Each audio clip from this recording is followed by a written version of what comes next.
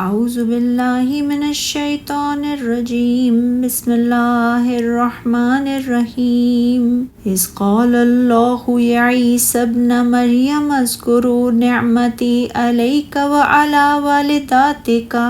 اذ ایدتک بروح القدس تکلم الناس فی المہد وکہلا وَإِذْ عَلَّمْتُكَ الْكِتَابَ وَالْحِكْمَةَ وَالتَّوْرَاةَ وَالْإِنْجِيلَ وَإِذْ تَخْلُقُ مِنَ الطِّينِ كَهَيْئَةِ الطَّيْرِ بِإِذْنِي فَتَنفُخُ فِيهَا فَتَكُونُ طَيْرًا بِإِذْنِي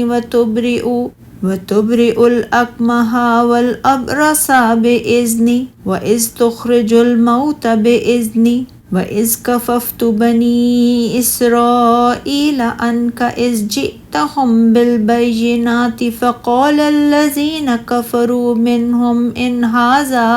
إِلَّا سِحْرٌ مُبِينٌ وَإِذْ أَوْحَيْتُ إِلَى الْحَوَارِيِّينَ أَنْ آمِنُوا بِي وَبِرَسُولِي قَالُوا آمَنَّا وَاشْهَدْ بِأَنَّنَا مُسْلِمُونَ۔ جب اللہ کہے گا اے عیسیٰ ابن مریم تو خود پر اور اپنی ماں پر میری نعمت یاد کر جب میں نے تجھے روح القدس جبریل کے ساتھ قوت دی، تو ماں کی گود میں اور پختہ عمر میں لوگوں سے کلام کرتا تھا،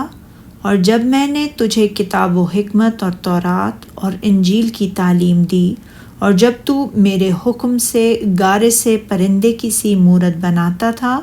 پھر تو اس میں پھونک مارتا تھا تو وہ میرے حکم سے پرندہ بن جاتا تھا، اور تو پیدائشی اندھے کو اور پلہری والے کو میرے حکم سے تندرست کرتا تھا، اور جب تو مردوں کو میرے حکم سے زندہ نکالتا تھا،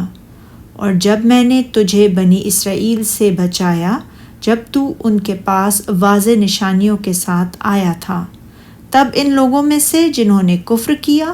انہوں نے کہا تھا یہ تو کھلے جادو کے سوا کچھ نہیں، اور جب میں نے حواریوں کو الہام کیا کہ تم مجھ پر اور میرے رسول پر ایمان لاؤ، تب انہوں نے کہا ہم ایمان لائے ہیں، اور تو گواہ ہے کہ بے شک ہم فرما بردار ہیں۔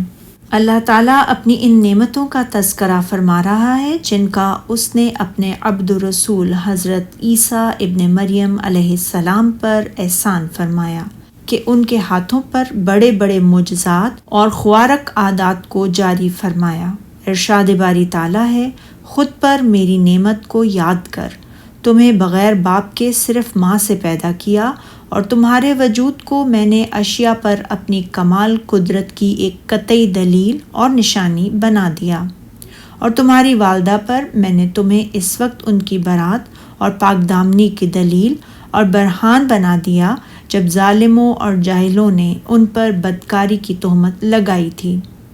جب میں نے روح القدس جبرائیل سے تمہاری مدد کی۔ روح القدس سے مراد حضرت جبرائیل علیہ السلام ہے۔ میں نے تمہیں بچپن میں اور بڑی عمر میں بھی نبی اور داعی الی اللہ بنایا، پنگوڑے میں تمہیں قوت گویائی عطا فرمائی، اور تم نے اپنی والدہ کے ہر عیب سے پاک ہونے کی شہادت دی، میری عبودیت کا اعتراف کیا، اور لوگوں کو بتایا کہ میں نے تجھے ان کی طرف رسول بنا کر بھیجا ہے، اور تو نے لوگوں کو میری عبادت کی دعوت دی۔ اسی لیے فرمایا تم ماں کی گود میں اور ادھیڑ عمر ہو کر لوگوں سے گفتگو کرتے تھے، یعنی بچپن میں اور ادھیڑ عمر ہو کر لوگوں کو اللہ کی طرف دعوت دیتے تھے۔ ارشاد الہی ہے، اور جب میں نے تم کو کتاب اور دانائی سکھائی، یعنی خط اور فہم سکھایا، اور تورات، اور اس سے مراد وہ کتاب ہے جسے اللہ تعالیٰ نے کلیم اللہ حضرت موسیٰ بن عمران علیہ السلام پر نازل فرمایا تھا۔ ارشاد الہی ہے، اور جب تو میرے حکم سے مٹی سے پرندے کی سی مورت بناتا تھا، تم میرے حکم سے مٹی سے پرندے کی شکل و صورت بناتے تو وہ میرے حکم سے پرندہ بن جاتا تھا۔ اپنے بنائے ہوئے پرندے کی اس شکل و صورت میں جب تم پھونک مار دیتے تو وہ واقعی جاندار پرندہ بن جاتا، اور اللہ تعالیٰ کے حکم اور اس کی اس میں جان پیدا کر دینے کی وجہ سے وہ اڑنے لگ جاتا تھا۔ اور ارشاد الہی، اور مادرزاد اندھے اور پھل بھیری والے کو میرے حکم سے تندرست کر دیتے تھے۔ ارشاد الہی ہے، اور جس وقت تو مردے کو میرے حکم سے زندہ کر کے قبر سے نکال کھڑا کرتا تھا، یعنی جب تم مردوں کو بلاتے تو وہ اللہ تعالیٰ کے حکم اور اس کی قدرت، ارادے اور مشیت سے کھڑے ہو جاتے تھے۔ فرمان باری تعالیٰ ہے، اور جب میں نے بنی اسرائیل کے ہاتھوں کو تم سے روک دیا، جب تم ان کے پاس کھلے نشان لے کر آئے،